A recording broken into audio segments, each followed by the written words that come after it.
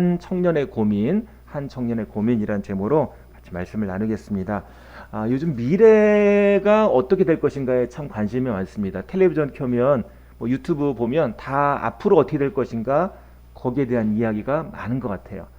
앞으로 어떤 사람이 잘 될 것인가, 어떤 기업이 잘 될 것인가에 관심이 많습니다. 2012년에 MIT 대학에서 이제 20대 미국 청소년들에게 누구를 가장 위대한 혁신가로 생각하느냐라는 질문을 했다고 합니다. 그러니까 그 당시에 24%가 한 4분의 1 정도의 그 미국 청년들이 애플의 스티브 잡스다, 가장 훌륭한 혁신가 중에 한 명이다라고 얘기를 했어요. 그런데 52%, 반이 넘는 그 투표를 한 사람이 또 있었어요. 애플의 스티브 잡스보다 더 훨씬 높은 사람 누굴까요? 에디슨입니다. 에디슨. 그래서 우리가 아는 그 테슬라 자동차 CEO 일론 머스크도요, 자기의 본받고 싶은 사람이 바로 에디슨이래요. 왜 그럴까? 단순하게 에디슨이 1093개의 특허를 가지고 있어서 뭐 전기 쪽 뭐 여러 곳에 많은 발명 특허를 갖고 있잖아요. 근데 그걸로만 끝난 것이 아니라 에디슨은 발명만 한 것이 아니라 꿈이 있잖아요. 이걸 가지고 열심히 연구해서 발명을 했어요. 그리고 그 발명한 것을 가지고 상품화 시켜가지고 성공한 사람이에요. 그러니까 단순하게 발명가가 아니라 그걸 가지고 현실화해서 자기의 꿈을 이룬 사람이 바로 에디슨이라는 것입니다. 그래서 예를 들면 에디슨이 최초의 전구를 만들었거든요. 요즘은 다 LED로 바뀌지만 이제 전구는 그 필라멘트 그 만들려고 뭐 수많은 대나무를 다 가져와가지고 연구하고 막 했대요. 그러니까 오랫동안 타지 않고 남아있는 재료를 만들기 위해서 뭐 이런저런 종류의 대나무를 다 이렇게 해가지고 그 하나 얇은 거 태워가지고 얼마나 오래 타는가 그런 연구를 했는데 이제 전구를 발명을 했어요. 근데 이거를 생산해가지고 팔았는데 그 파는 가격이 얼마냐면 40센트였어요. 40센트. 근데 전구 한 개의 제작 비용이 얼마였냐면 1달러 25센트. 그러면은 많이 팔면은 수익인가요? 적자인가요? 적자죠. 전구 하나 제작 비용이 1달러 25센트인데 그걸 하나 팔면 40센트를 받는 거예요. 팔면 안 되는 거예요. 근데 계속 파는 거예요. 그리고 3년차 되니까 제작 비용이 이제 50센트로 내려갔어요. 그래도 아직 40센트인데 아직 안 되잖아요. 아직 적자잖아요. 그리고 4년차 되니까 37센트가 됐고 최종적으로 제작 비용이 22센트가 됐어요. 그러니까 결국 연구해서 이제 생산해 가지고 그것이 수익으로 될 때까지 6년이 필요했던 거예요. 6년. 6년을 버티면 수입이 되겠다라는 생각을 가지고 월스트리트에 가가지고 돈을 빌려오고 그걸로 투자해서 생산해 가지고 계속 만들어냈다는 거죠. 그러니까 에디슨은 발명의 머리만 있는 것이 아니라 이런 기업가적인 정신이 있었다는 거예요. 그래서 6년 후에는 엄청난 돈을 벌게 되는 거죠. 그러니까 길게 보는 안목이 있었다는 거예요. 어떤 물건을 볼 때 이것이 정말 우리에게 도움이 되겠구나. 또 이것이 정말 실생활에 이렇게 쓰이겠구나 라는 긴 안목이 있었다는 겁니다. 오늘 세계에 많은 제2의 에디슨이 되고자 노력하는 사람들이 있는 것 같아요. 그런데 오늘 예수님을 찾아온 젊은 청년이 있었는데 이 청년도 마치 작은 에디슨 같은 느낌이 듭니다. 그는 청년이면서 부자였어요. 또 관리였고 신앙도 좋았어요. 요즘 말로 하면 청년인데 스타트업 회사의 CEO이고 국회의원이에요. 교회도 열심히 잘 다녀요. 이런 청년이 우리 교회 많이 다니면 좋겠죠. 그리고 그런 청년이 뭐 남자 여자 상관없이 많으면 막 이제 아주 미래가 밝을 거잖아요. 그런데 오늘 예수님께서 그 청년에게 관심을 갖고 대화를 하세요. 이 청년이 먼저 예수님께 와서 질문을 하는데요. 우리 18절 말씀 읽어보겠습니다.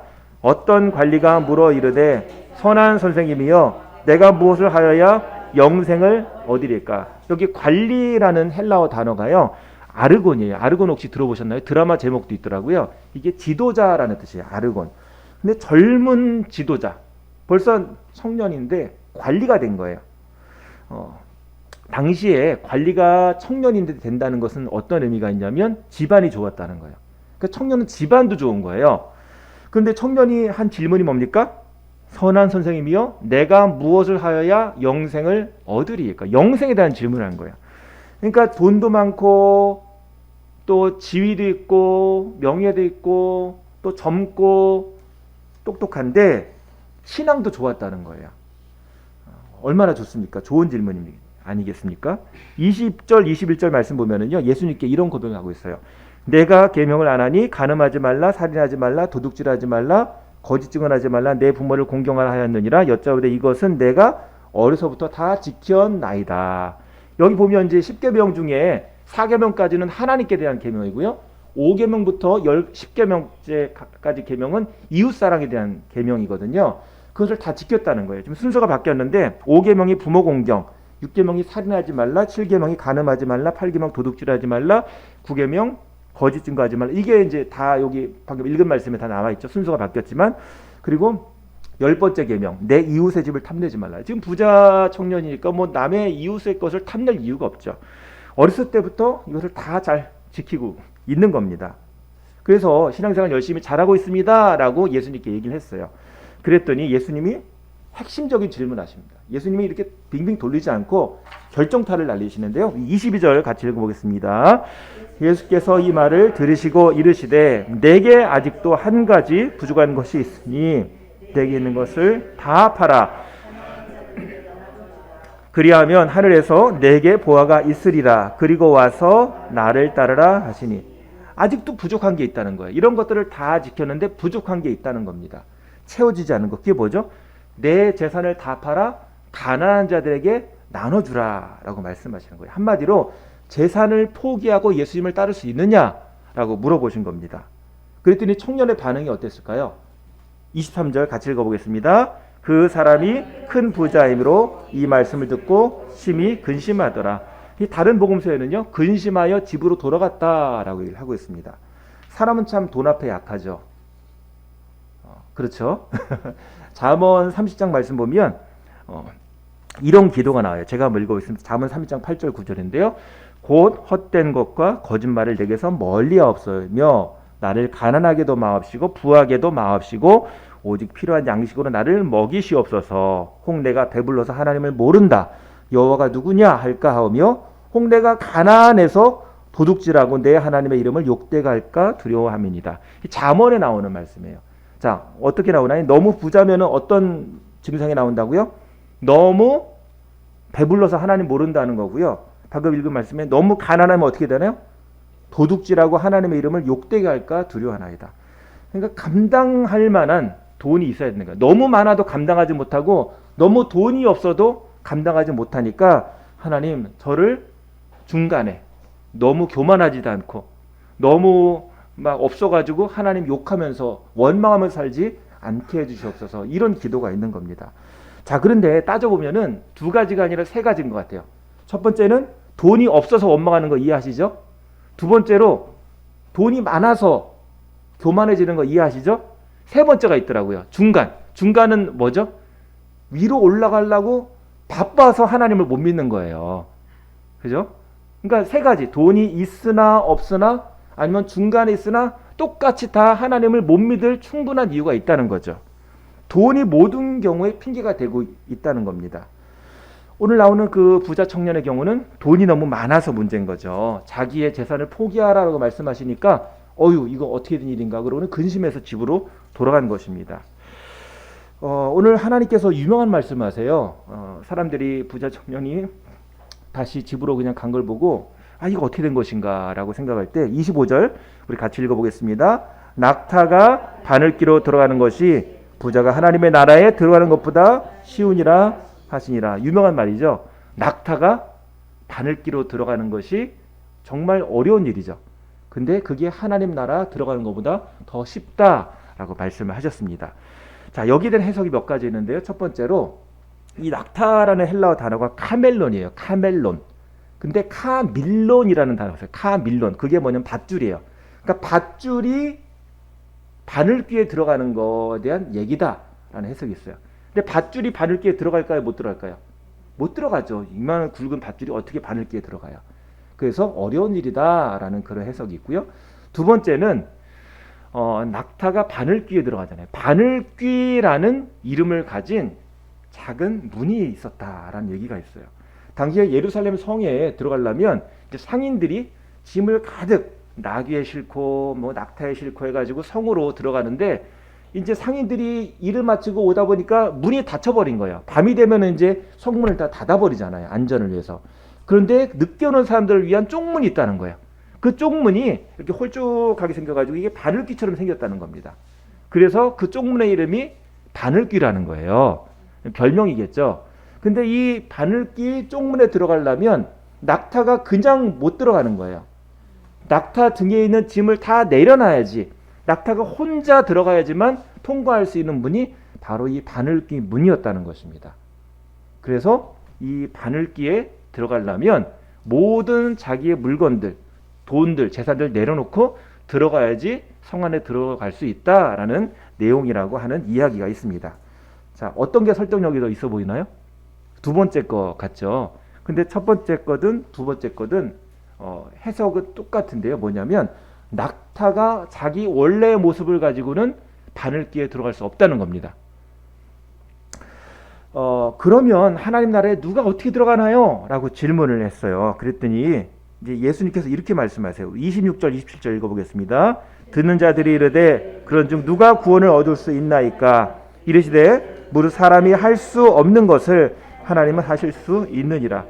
사람이 할 수 없는 것이 분명히 있죠. 하나님은 하실 수 있다는 겁니다. 우리는 아무리 똑똑하고 아무리 능력이 있어 보여도 하나님 보시기에는 절대적으로 부족한 존재라는 거죠. 아무리 사람이 노력해도 사람은 본질적으로 낙타라는 거예요. 낙타가 바늘귀에 절대로 들어갈 수 없습니다. 내가 열심히는 신앙 가지고 노력과 지혜를 가지고 뭘 해보겠다 생각해도 하나님이 도와주지 않으면 할 수가 없다는 거죠. 더군다나 이 부자 청년이 무슨 질문을 했나요? 어떻게 하면 영생을 얻겠습니까? 라고 질문을 했잖아요. 영생은 부자 청년이 노력해서 얻는 것이 아니라는 겁니다. 사람이 돈을 얻고 어떤 자기가 누릴 수 있는 어떤 여러 권력과 또 많은 지식과 힘이 있을지라도 그것으로 하나님께서 주시는 영생을 생명을 받을 수 없다는 겁니다. 요즘 말로 하면 열심히 있고 모범적이고 잘생기고 똑똑하고 성실하고 더군다나 성공했고 겸손한 교회 오빠일지라도 불가능하다는 거예요.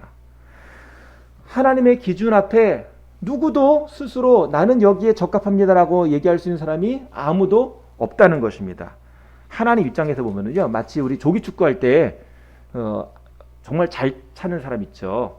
그런 사람일지라도 리오넬 메시 앞에서는 아무것도 아니겠죠.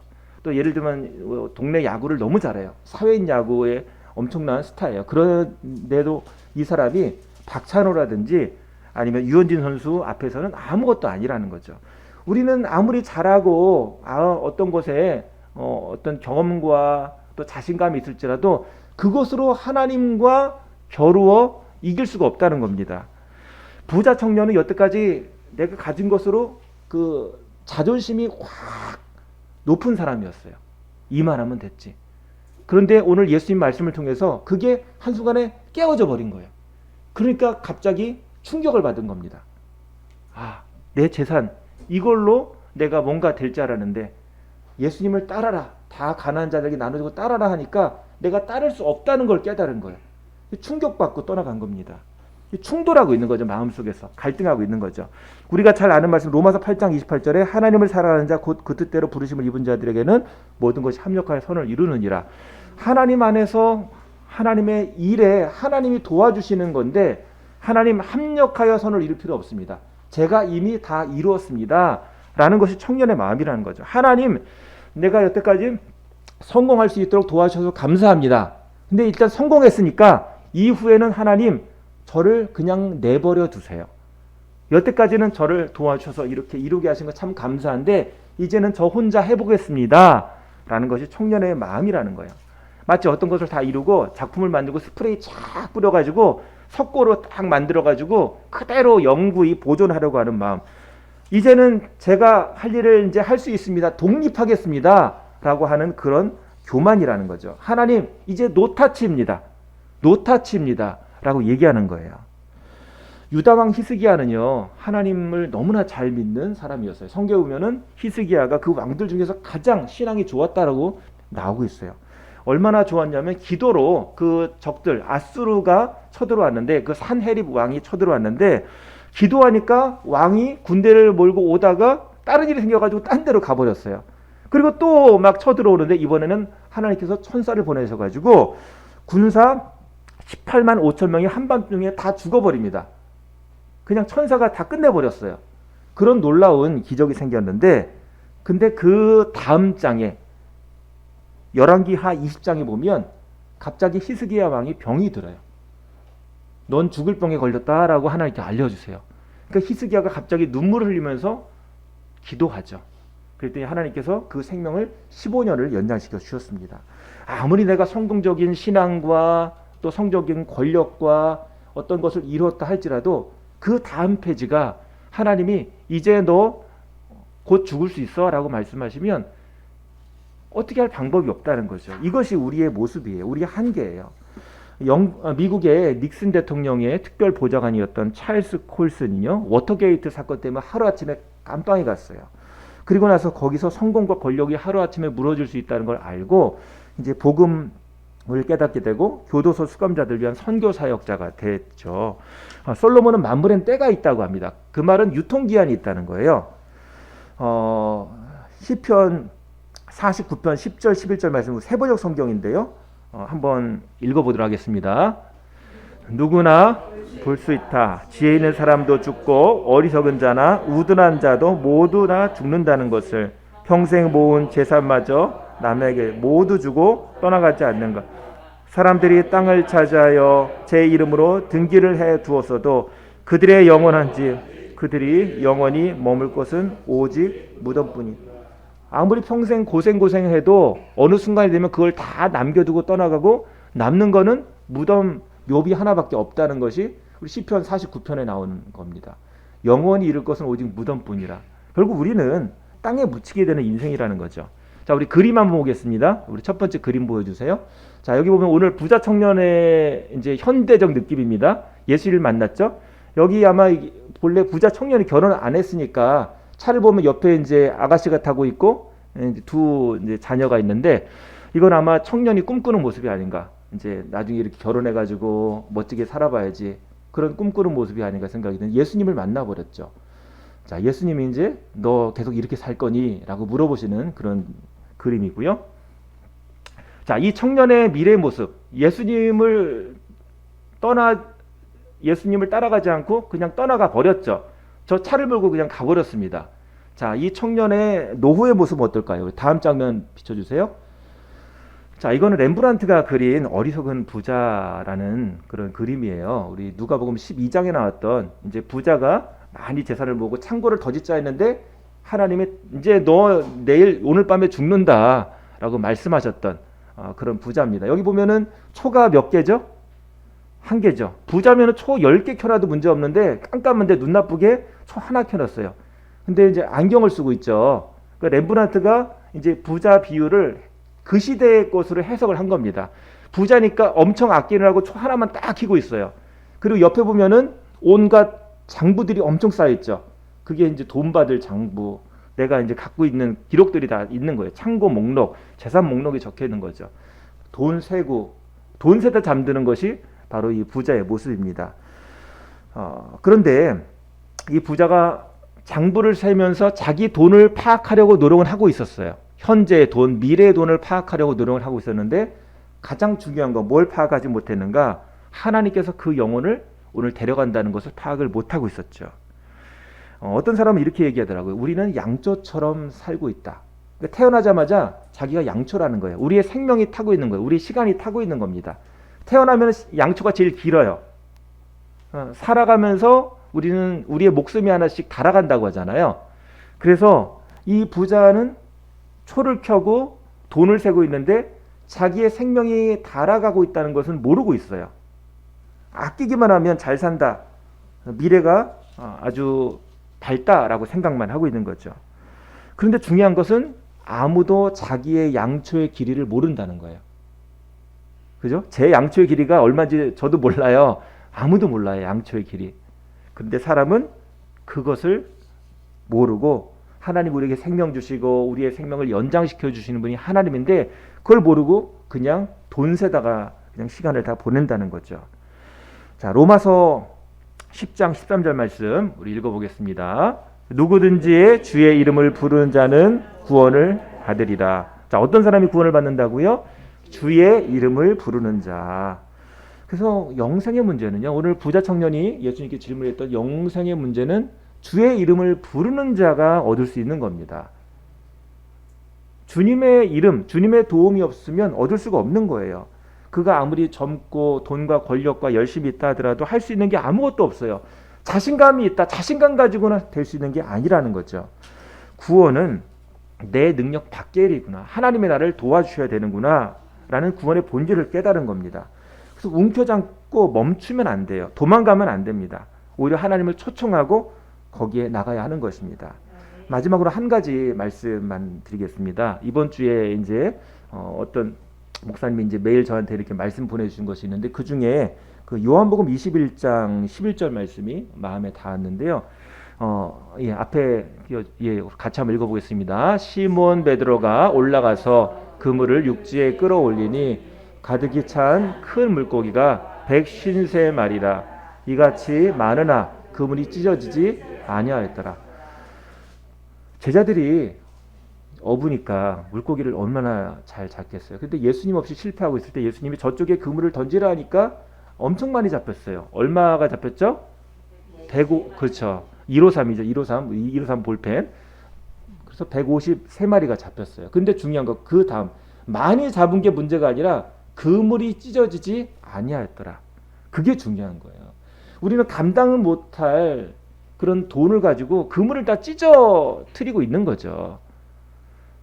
오늘 우리에게 필요한 것은 하나님의 은혜, 그물이 찢어지지 않도록 우리에게 물질을 주시고 우리에게 생명 주시고 누릴 수 있는 그런 힘을 주신 것, 그게 우리에게 가장 필요한 것이 아닌가 생각이 듭니다.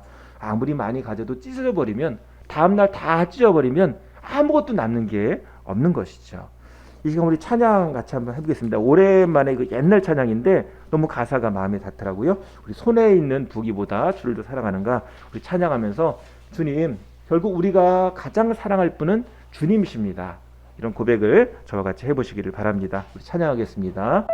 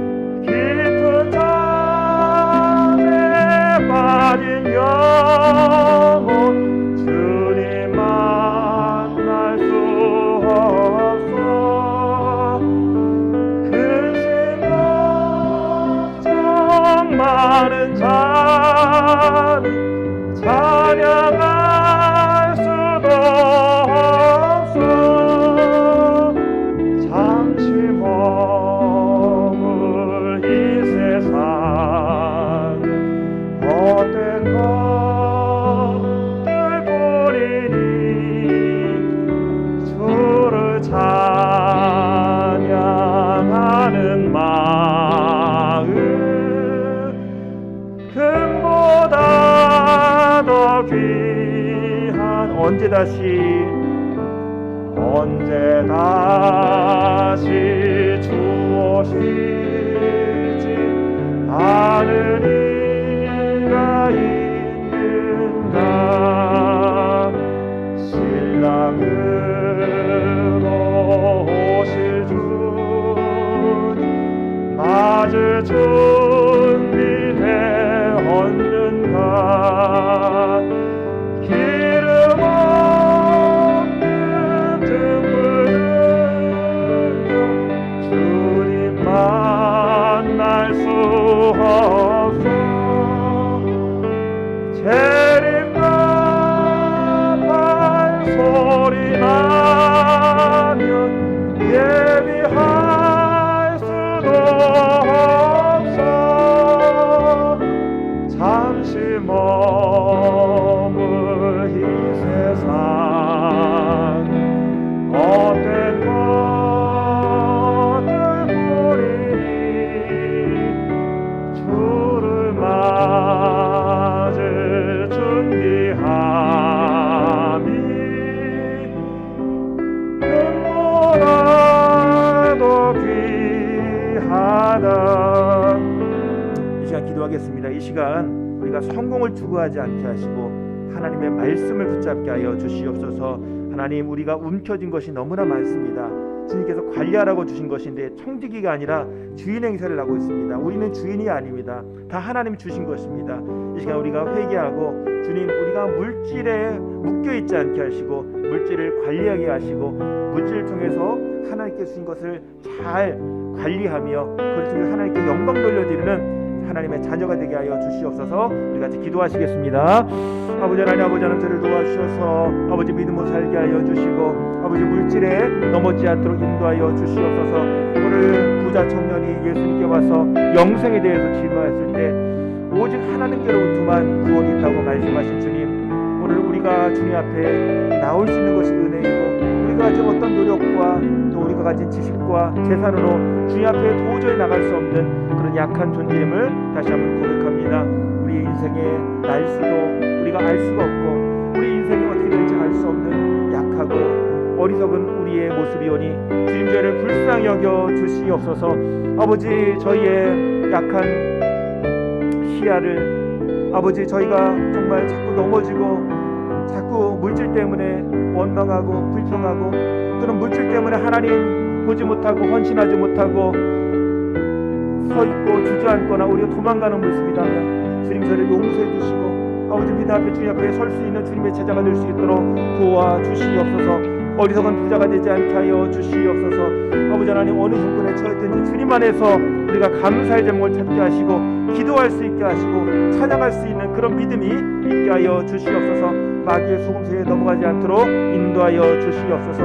아버지 현재 자리에서 믿음으로 고백하며 믿음으로 겸손하게 열심히 살아가는 주님의 자녀 될 수 있도록 도와주시고 하나님 주신 것을 지혜로 잘 관리하는 청지기 될 수 있도록 도와주시옵소서. 주님께 주신 달란트가 있는 줄 믿습니다. 주님께서 우리에게 주신 은혜가 있는 줄 믿습니다.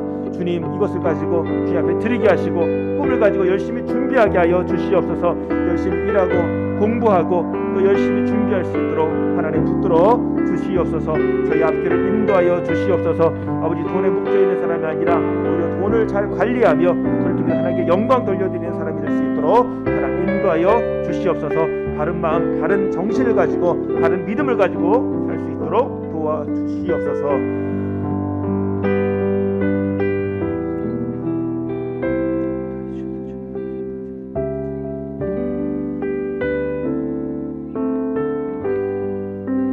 아버지 저희를 용서해 주시고 저희를 불쌍히 여겨 주시옵소서. 돈에 묶여 있는 거 주님 다 풀어 주시고 우리가 욕심 가운데 마음이 어두워지고 굳어져 있다면 주님 저희를 불쌍히 여겨 주셔서 주님의 능력의 손으로 저희를 만져 주시옵소서. 아버지 손에 있는 부귀보다 주님을 더 사랑하게 하여 주시옵소서. 헛된 영화를 따르지 않게 하시고 하나님의 영광을 추구하게 하시고 세상의 금이 아니라 하나님께 주시는 그 금보다 더 귀한 말씀을 따라갈 수 있도록 도와주시옵소서. 예수님의 이름으로 기도합니다. 아멘. 우리 찬양 주 예수보다 더 귀한 것은 없네 찬양하겠습니다.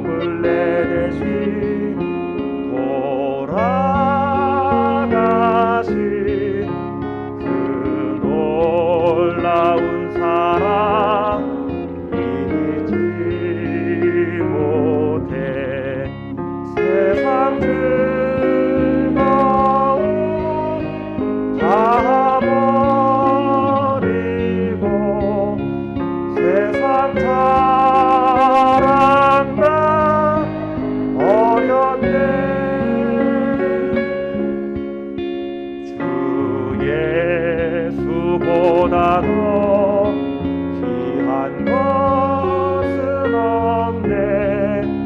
예수 밖에는 없네.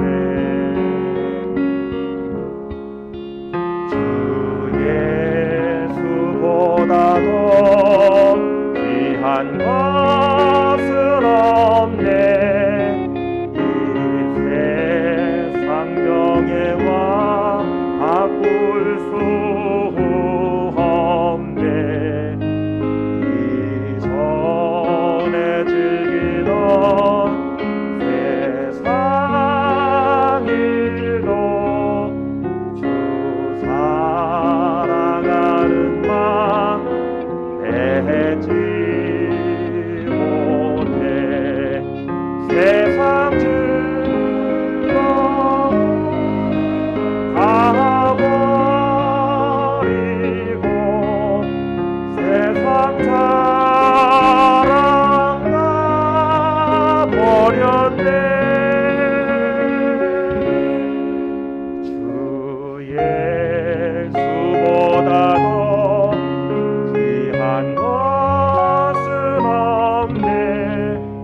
예수 밖에는 없네. 3절입니다. 주